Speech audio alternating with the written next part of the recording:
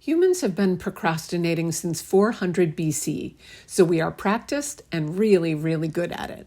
And while we all procrastinate at times, chronic or severe procrastination can have negative consequences for academic achievement. Popularly understood as a failure of time management or willpower, brain science tells us that procrastination is actually an issue of emotional regulation, and specifically an attempt to manage negative emotions. Negative stimuli activate pain centers in our brain, functionally making English or math a pain. Since our brain's job number one is to keep us alive, avoiding tasks that register as negative makes perfect evolutionary sense. It's your brain and body keeping your hand away from that metaphorical hot stove or from petting a tiger on the nose. Procrastination is indeed a form of managing negative stimuli, but its pain-based aversive response often does not serve us well in the academic context. And given what we know about the prevalence of trauma exposure, understanding some basic brain science is all the more imperative.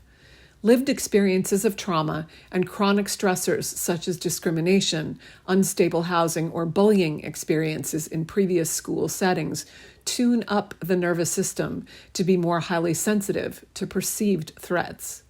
Reframing procrastination as an evolutionarily adaptive protective strategy creates a brain-based understanding that helps us see why and how even non-dangerous tasks can unknowingly activate threat.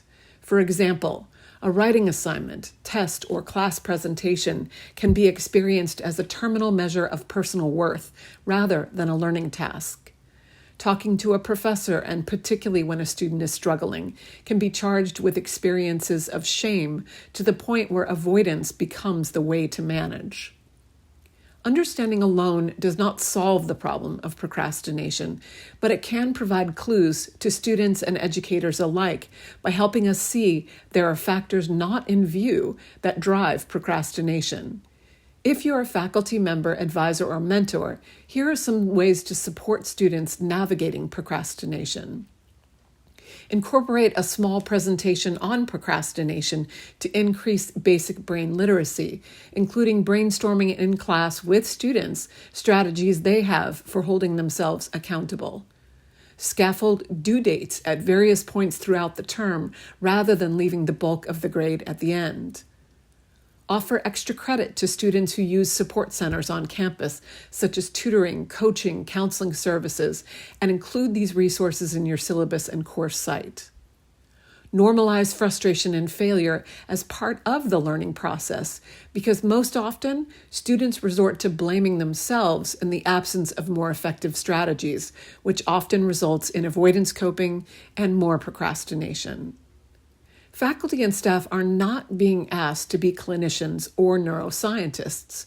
Rather, empowering learners and educators with some basic brain science creates opportunities for us to regard ourselves with understanding and compassion rather than shame.